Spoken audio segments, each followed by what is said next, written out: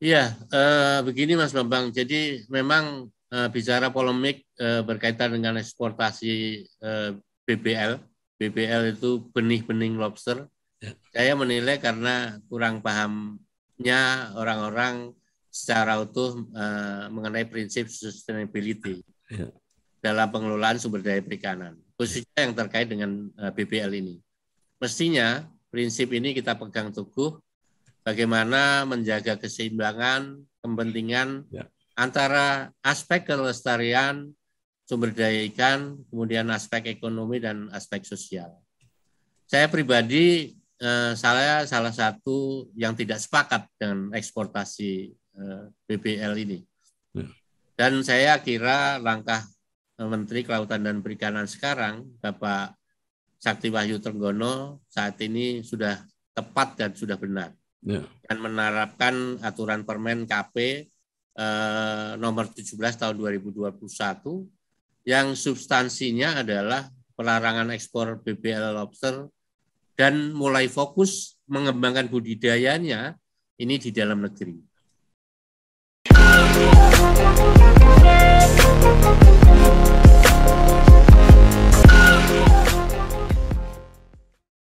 Halo Biotizen, sudah tahu belum kalau sekarang ada metode baru pengambilan sampel untuk deteksi COVID-19 selain swab lo, BioSaliva merupakan alternatif pengambilan sampel untuk deteksi COVID-19. Dengan BioSaliva, tes PCR COVID-19 akan lebih nyaman karena sampelnya diambil melalui metode kumur-kumur.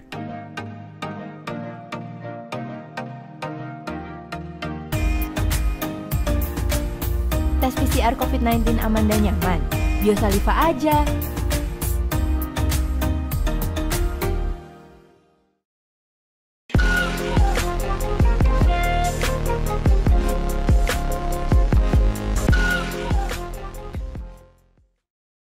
Assalamualaikum warahmatullahi wabarakatuh. Bersama saya Bambang Sadurno di kanal Inspirasi untuk Bangsa. Mudah-mudahan kanal ini selalu bisa memberi inspirasi, motivasi, edukasi, informasi, dan syukur bisa membantu mencari solusi. Kami mempersiapkan beberapa video untuk ikut Mangayu Bagio dan memberi makna 64 tahun Universitas Diponegoro. Saya sudah bersama dengan salah seorang alumnus, Dr. Insinyur Tri Haryanto, MM. Beliau saat ini menjabat sebagai pejabat fungsional utama di Kementerian Kelautan dan Perikanan. Apa kabar Pak Tri? Alhamdulillah sehat Pak Bambang. Iya, penjenengan sudah malang melintang di Kementerian Kelautan dan Perikanan. Nah ini saya baru ketemu, artinya orang yang berada di jalur profesinya. Karena saya ketemu beberapa lulusan perikanan itu justru ada yang di jalur politik, Oh ada yang iya, di asuransi, iya betul-betul. macam-macam. Ya. Nah mungkin Pak Tri bisa cerita mulai kuliah sampai lulus dan merintis karirnya terus-menerus di Kementerian Kelautan dan Perikanan. Monggo Pak Tri. Terima kasih Pak Bambang. Ini kesempatan yang luar biasa bagi saya ketemu Mas Bambang dengan tidak sengaja gitu ya. Ya, Jadi barangkali akan kami sampaikan nanti apa namanya sejarah yang terkait dengan apa namanya ketika saya masuk kuliah ya, dan sampai sekarang gitu ya. ya, ya, Saya melihat bahwa ternyata cita-cita kita itu tidak eh, akhirnya tidak bisa apa namanya sesuai dengan keinginan kita karena Tuhan menentukan lain gitu ya. iya, iya, Saya lulus SMA Negeri 34 Semarang itu tahun 1977. ya, Dan kebetulan saya melanjutkan studi pada jurusan perikanan Fakultas Peternakan dan Perikanan pada waktu ya, itu ya, Universitas Diponegoro pada tahun 1978 ya, dan lulus pada tahun 1983. Banyak memang suka dan duka yang saya alami Mas Babang iya, waktu perkuliahan, mulai dari penyesuaian dengan teman-teman yang ada berbagai daerah karena di perikanan ini rata-rata orang pesisir gitu ya. ya, Kemudian penyesuaian berbagai macam mata kuliah yang saya tahu bahwa tidak banyak yang sama dengan di SMA dulu gitu ya. Kemudian jam masuk kuliah pun tidak seperti sekolah gitu ya. Di pagi jam 7 sampai jam 1. Ternyata di perkuliahan ini hanya beberapa jam saja setiap hari gitu ya. Dan demikian juga tugas-tugas yang diberikan dosen ini juga menurut saya memang sangat-sangat padat gitu ya.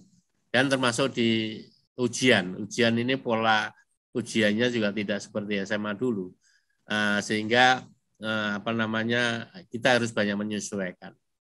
Namun demikian saya melakukan dan mengerjakan itu memang masih setengah hati karena saya pada waktu itu Mas Bambang, saya tidak bercita-cita menjadi ahli perikanan gitu ya. Saya ingin menjadi seorang arsitektur gitu ya, arsitek. Tentu saja kami masih menginginkan bahwa cita-cita menjadi arsitek ini harus tercapai gitu ya. Terus kemudian saya bilang kepada bapak saya, ya saya berontak lah ya, pada waktu itu. Minta kedua orang tua saya agar saya bisa mendaftarkan di jurusan arsitek.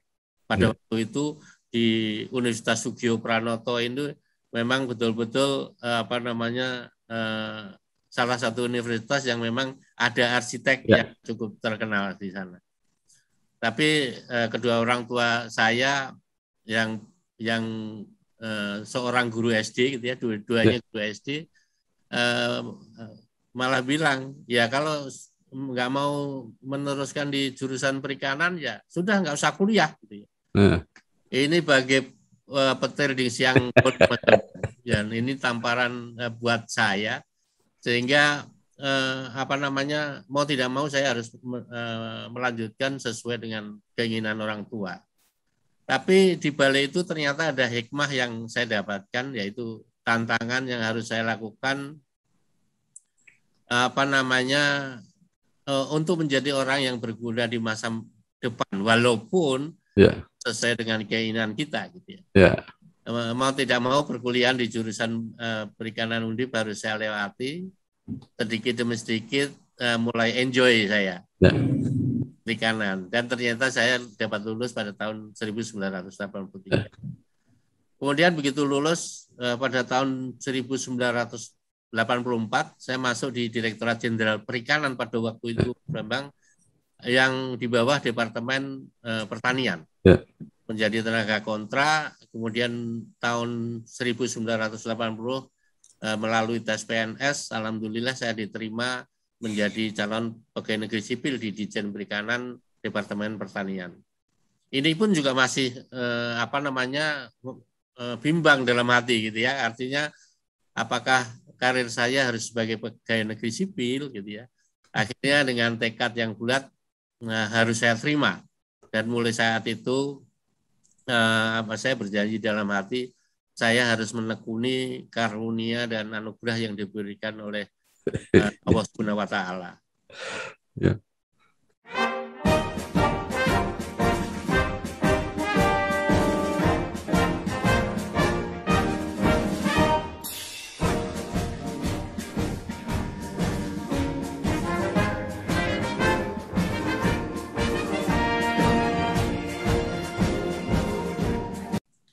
Kemudian saya mulai meniti karir di PNS, kemudian pada tahun 1990 saya sudah mulai diangkat menjadi kepala seksi.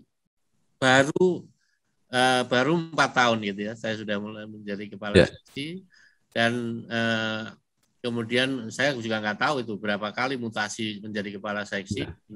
Tahun 1999 saya diangkat menjadi kepala subdirektorat Direktorat Jenderal Perikanan di Departemen Pertanian.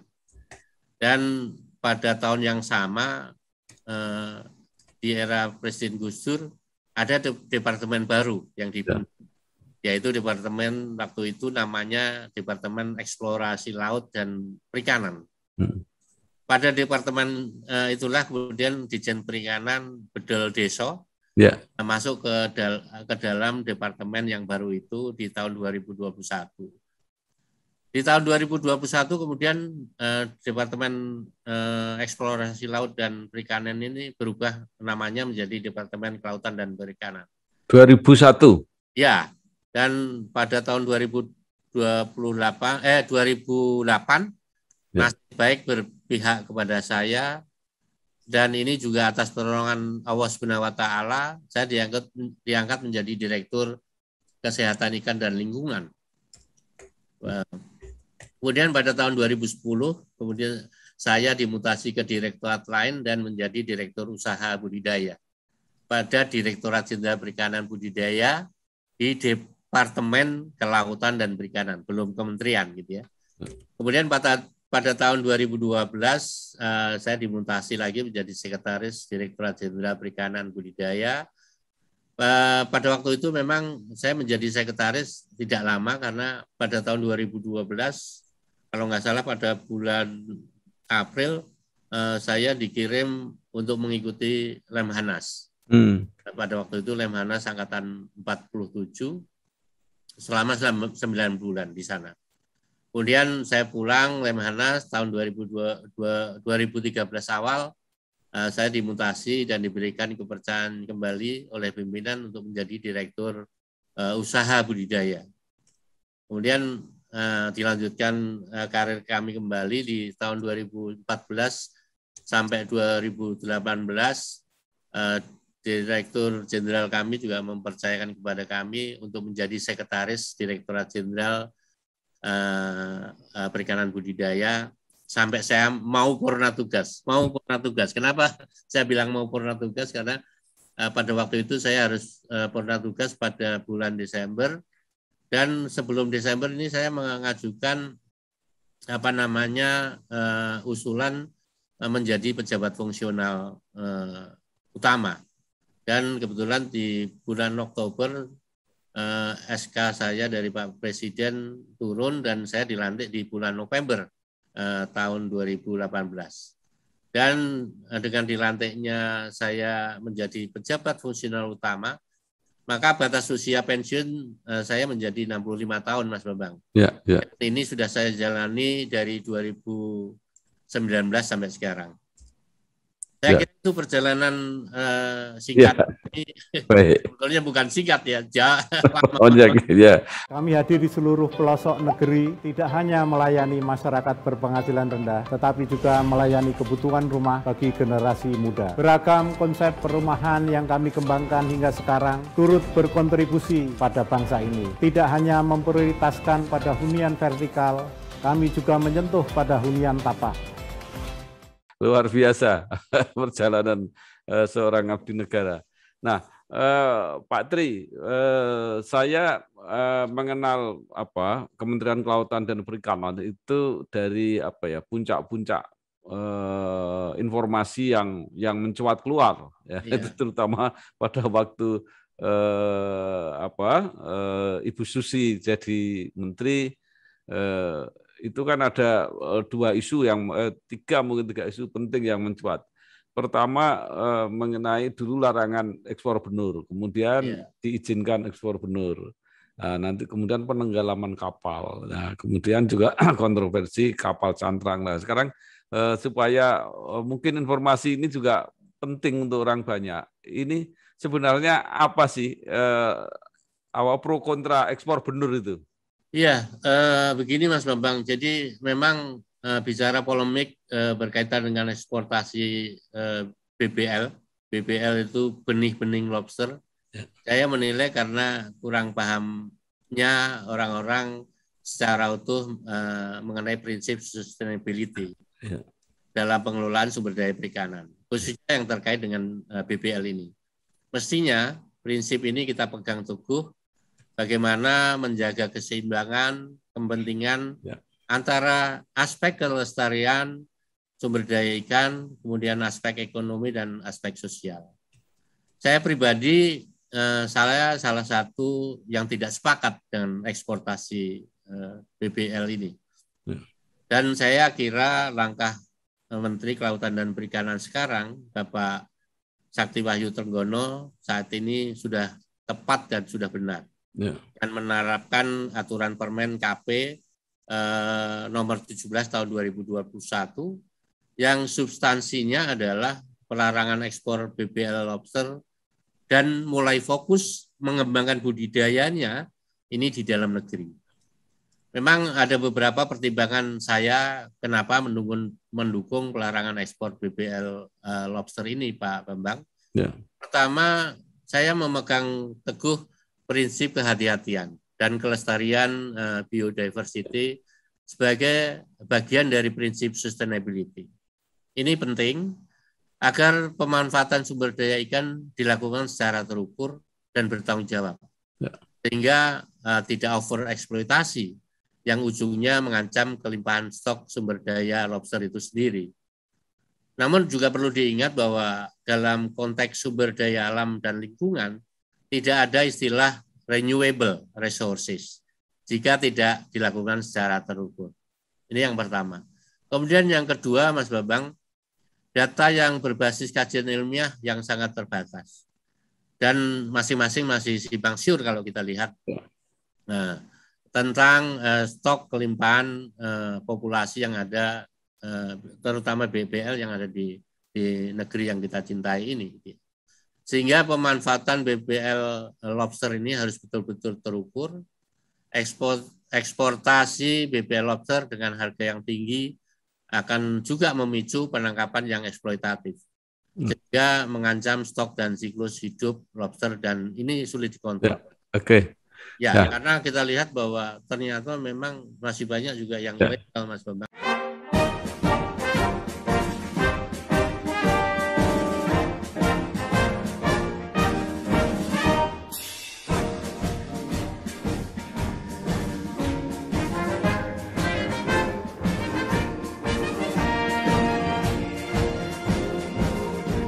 Ya, justru itu pertanyaannya. Kalau dilarang karena kebutuhan di luar negeri juga cukup tinggi, menyebabkan ekspor ilegal. Ya. Itu gimana penanganannya? Ya, memang sebetulnya ini kembali lagi bahwa memang berdasarkan riset yang ada di ASIAR itu, Australian Center for International Agriculture Research, bahwa survival rate BBL lobster di alam ini lebih kecil dari 0,1 kalau kita tidak apa-apain gitu ya. Artinya kalau kita diamkan saja. Sementara jika dibesarkan melalui budidaya, ini bisa mencapai lebih besar 30%. Artinya apa? Artinya kalau BBL itu ditangkap kemudian dibesarkan, ini survival rate ini bisa meningkat gitu ya. Artinya budidaya bisa menjadi alternatif dan dinilai menjadi salah satu jalan untuk menjamin keberlanjutan sumber daya lobster. Ini yang barangkali perlu kami sampaikan. Namun demikian, dengan ditangkapnya lobster yang secara eksploitatif di daerah-daerah fishing ground yang ada di sana atau nursery ground yang ada di sana, sehingga ini menyebabkan sumber daya ini akan menurun, Pak Bambang. Ya. Nah, kenapa mesti harus dibatasi? Karena kita menginginkan ada sustainability yang ada di perairan kita. Karena kita melihat bahwa ternyata BBL ini tidak semua negara ini mempunyai itu.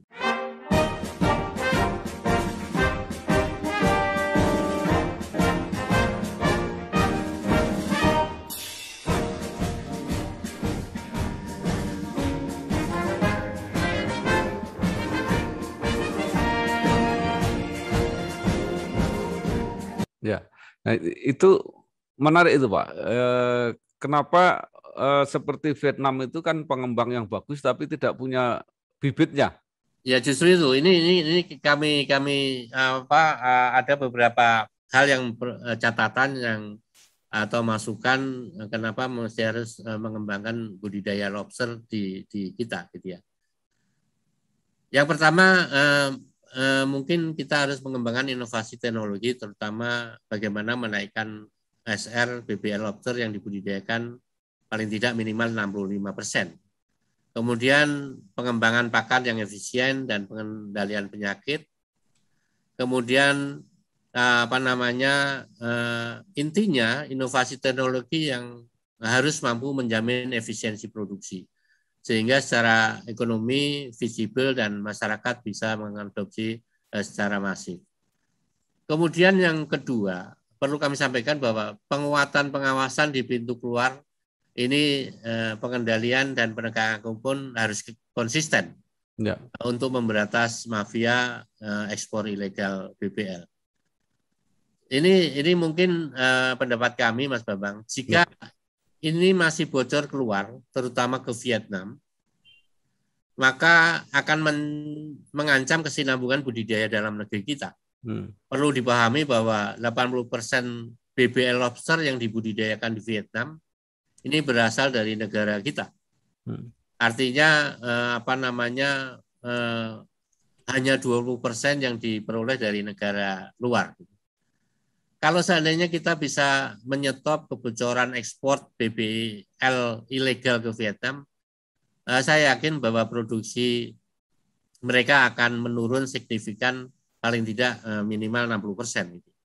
Dan ini jadi peluang bagi negara kita untuk bisa merebut pangsa pasar Cina, karena pangsa pasar Cina ini menjadi penting karena mereka mempunyai pangsa pasar yang besar di sana.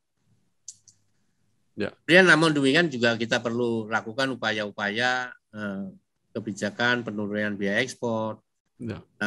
Hal ini penting, ada insentif untuk menurunkan biaya logistik, dan sedapat mungkin menurunkan biaya tarif masuk impor ke negara tujuan.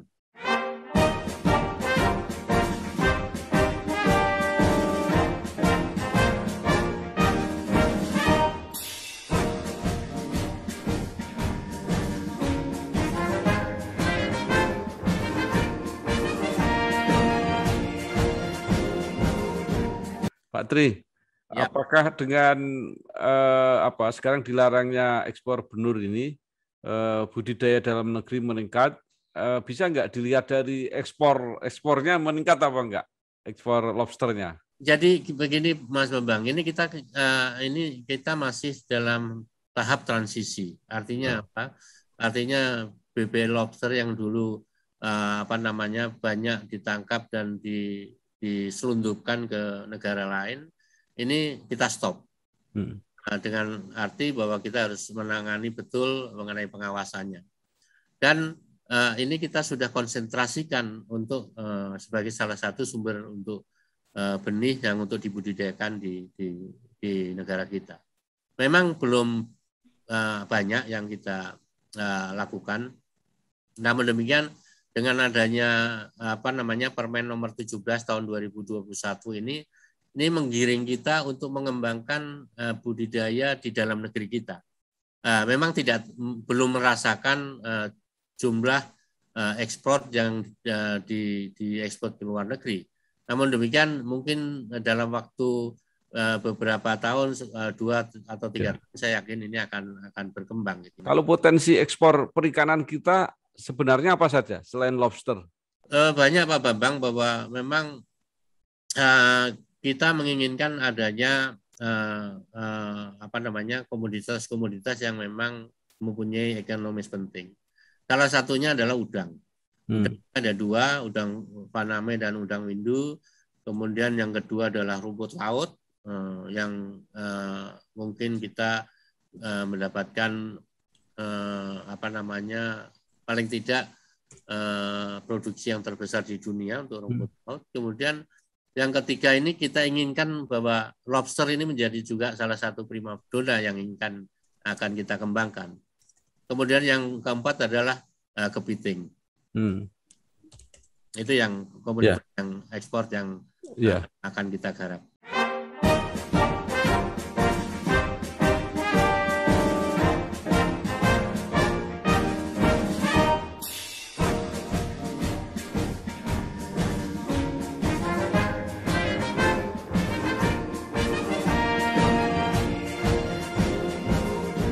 Ya, terakhir ada informasi itu bedanya.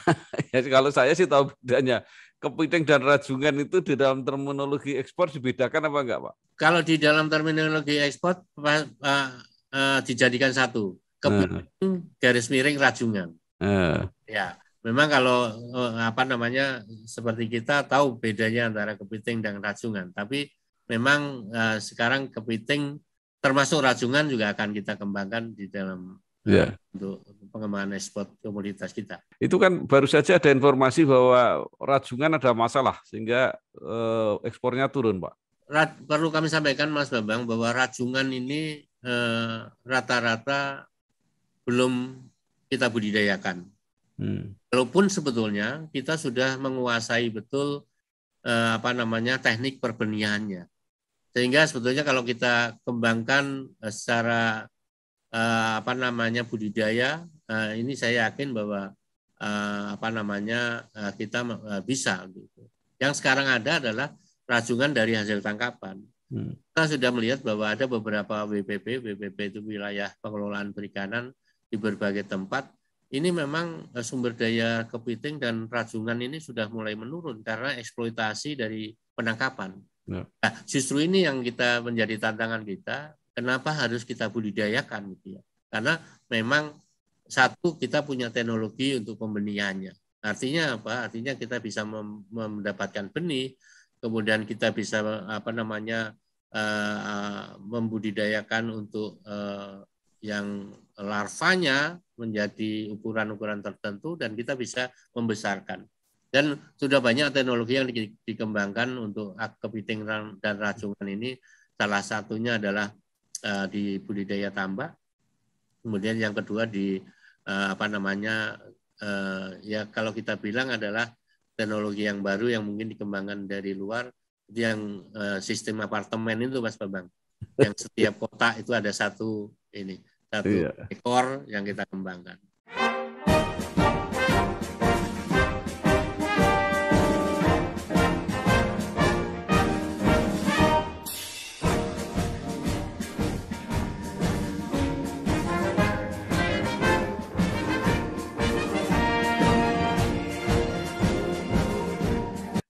Salah satu kontroversi lain yang mungkin sampai sekarang juga sudah berlangsung, tapi ada kebijakan-kebijakan sementara menurut saya. Itu mengenai kapal cantrang, Pak. Itu seperti apa sebenarnya masalahnya? Memang kontroversi kapal cantrang yang pernah membuat nelayan pada demo di istana pada waktu itu ya, Mas Bambang. Ya. Bahwa memang demo kapal cantrang ini secara umum dilakukan oleh nelayan cantrang di Pantura pada waktu itu. Dan itu terjadi pada era menteri sebelumnya lah. Ya. Memang ada dua sisi yang dilematis, yaitu kebutuhan akan ikan untuk industri surimi dan juga ikan rucah, di mana secara umum didapatkan dengan menggunakan alat cantrang ini. Terus kemudian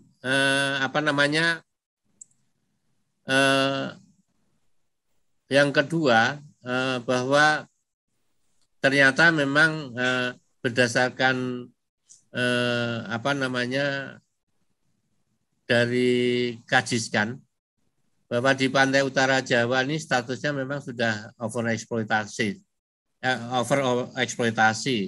sehingga alat cantrang ini bisa dikatakan mengancam terhadap stok sumber daya ikan yang ada. Karena itu saya rasa jalan yang paling efektif, Pak Bambang, adalah segera mengidentifikasi kapal-kapal cantrang yang beroperasi dan mendorong upaya substitusi jenis alat tangkap penggantinya. Ya. Alat tangkap pengganti ini tentu saja harus efektif untuk menjamin produktivitas tangkapan yang belum optimum dan lebih ramah lingkungan. Kemudian yang kedua, penerapan aturan melalui sosialisasi terhadap pelaku utama dan pendekatan secara inklusif dan humanis tentu saja. Sehingga pro kontra bisa diminimalisir, artinya tidak lagi melalui pendekatan yang bersifat top down, tapi lebih mendorong publik partisipatif, saya kira. Persoalan yang sering mengemuka juga bagaimana kita menggunakan terminologi pencurian ikan. Ya, artinya kapal-kapal asing yang mengambil ikan dari laut wilayah kita. Ya, saya tidak tahu apakah persoalan karena nelayan kita sendiri nggak bisa ambil sehingga diambil. Nah, sampai sekarang seperti apa Pak masalah itu? Memang kalau kita lihat pencurian ikan oleh nelayan asing ini memang masih terjadi gitu ya. Hanya saja kalau kita amati secara intensif bahwa intensitasnya tidak banyak seperti tahun-tahun sebelumnya. Ya. Konsistensi pengawasan di perairan kita itu terus dilakukan dan saya kira kebijakan terkait dengan pengawasan ini masih terus berjalan dan akan diperkuat. Ya. Hanya saja terjadi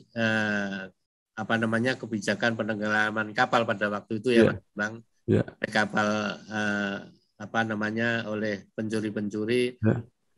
Nanti akan kita akan dikaji efektivitasnya gitu ya, karena pada waktu itu zaman menteri sebelumnya kan begitu tertangkap kemudian tenggelamkan. Jadi kita akan coba mengkaji lebih lanjut. Namun saya kira kebijakan sekarang ini lebih mengarah pada bagaimana pemanfaatan kapal-kapal yang ditangkap tadi, yang sudah memiliki keputusan inkrah untuk kepentingan barangkali riset yang ada di perguruan tinggi dan badan-badan riset yang lain.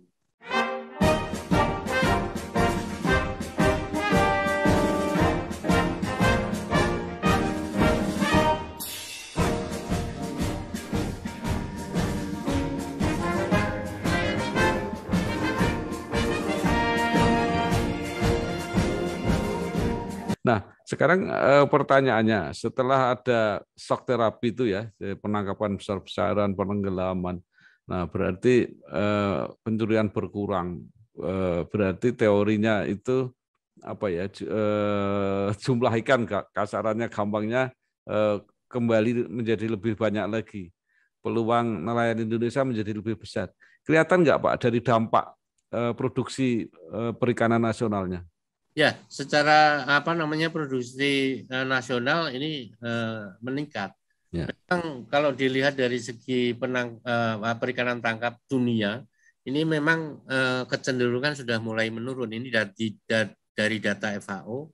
Dan mengapa pengembangan budidaya ini dikembangkan secara masif? Karena memang untuk mengganti komoditas-komoditas yang paling tidak untuk untuk ketahanan pangan kita terhadap protein dari ikan. Ya.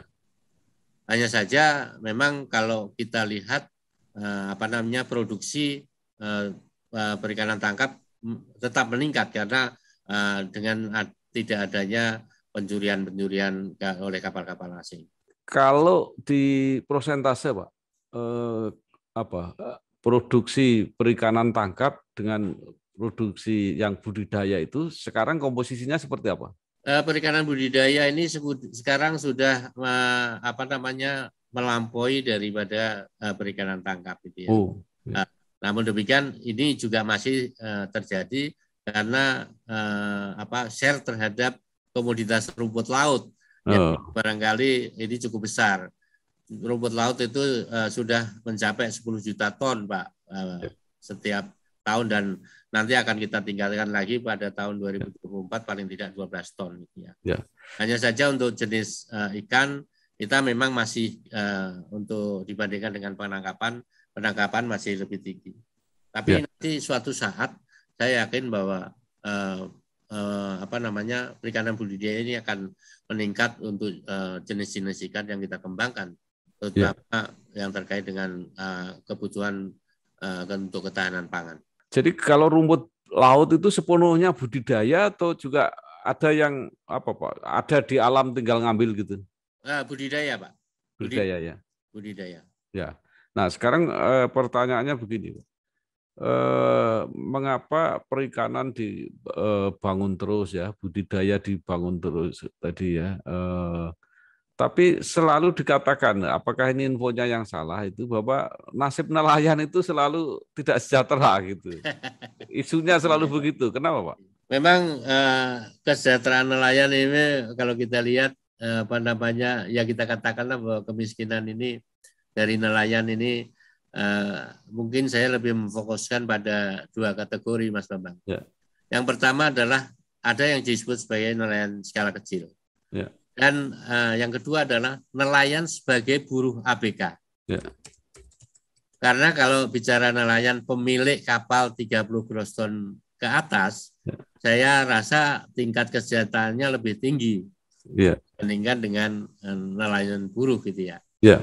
Sayangnya di Indonesia nelayan skala kecil dan buruh ABK ini paling mendominasi dan struktur pelaku utama di perikanan tangkap ini, sehingga dikatakan bahwa apa namanya ini nelayan masih berada dalam di bawah kemiskinan lah.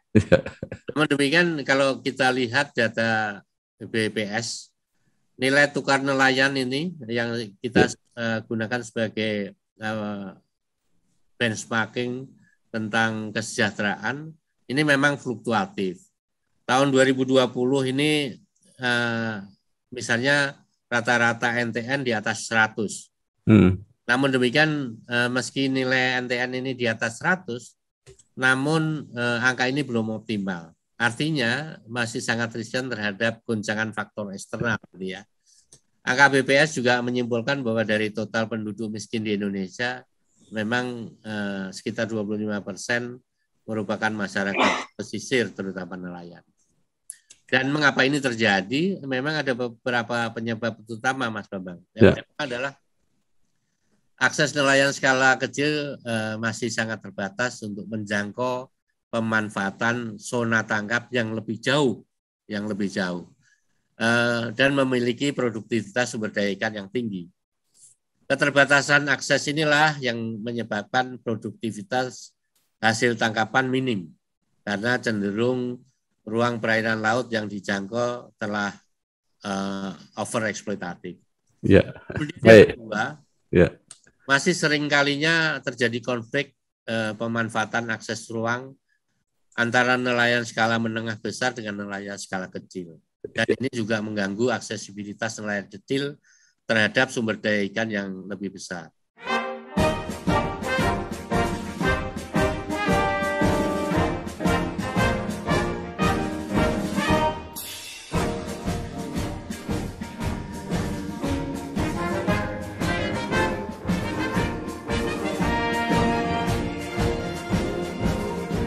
Baik, Pak.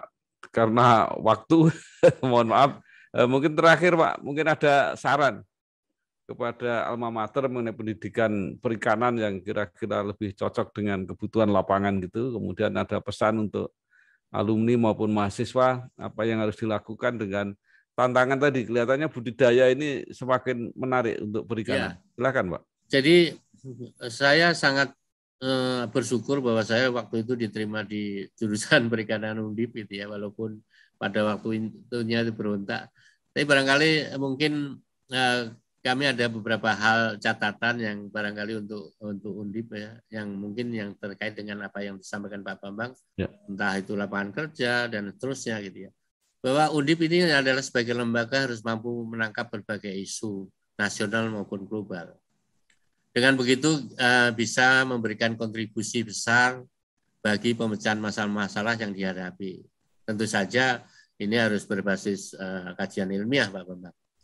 Kemudian yang kedua, Undip harus banyak berperan di luar kampus dengan aktif memberikan sumbang pikir yang konstruktif tentu saja, terutama pada level nasional. Dengan begitu saya kira Undip akan diperhitungkan dalam tataran nasional dan mendorong peran langsung di masyarakat untuk mengembangkan inovasi-inovasi yang bisa diadopsi oleh masyarakat secara masif. Ya. Kemudian yang ketiga, Undip harus bisa mendorong kajian atau riset dan inovasi yang berbasis pada problem solution approach dan mengkoneksikan hasil-hasil inovasi dengan dunia usaha. Dan tentu saja dengan masyarakat pelaku usaha. Dan tentu saja kami berharap bahwa mahasiswa Undip harus didorong menjadi agen perubahan dan siap terjun ke masyarakat sebagai agen solusi, Pak Bambang. Ya. Dan harus peka juga dengan isu-isu nasional maupun global. Oleh karenanya mahasiswa Undip harus memiliki kemampuan analisis yang tajam, kemudian analisis yang kuat, dan kemampuan literasi maupun kemampuan vokasi. Saya kira itu Mas Bambang yang bisa kami berikan. Dan yang terkait dengan budidaya barangkali masih banyak peluang-peluang usaha untuk budidaya, karena di KKP ini oleh Pak Menteri Pak Sakti Wahyu Trenggono ini, bahwa perikanan budidaya ini didorong untuk bisa memberikan kontribusi yang nyata terhadap negara ini, Pak Bambang. Baik, terima kasih sekali Bapak Dr. Insinyur Tri Haryanto MM, pejabat fungsional utama Kementerian Kelautan dan Perikanan. Banyak sekali penjelasan yang diberikan mengenai masalah-masalah aktual di bidang perikanan terutama juga perikanan budidaya yang mempunyai masa depan cukup baik untuk di Indonesia. Begitu Pak Tri ya. Terima kasih Mas Bambang. Sama-sama. Terima kasih. Ya, sukses ya. Assalamualaikum warahmatullahi wabarakatuh. Waalaikumsalam warahmatullahi wabarakatuh.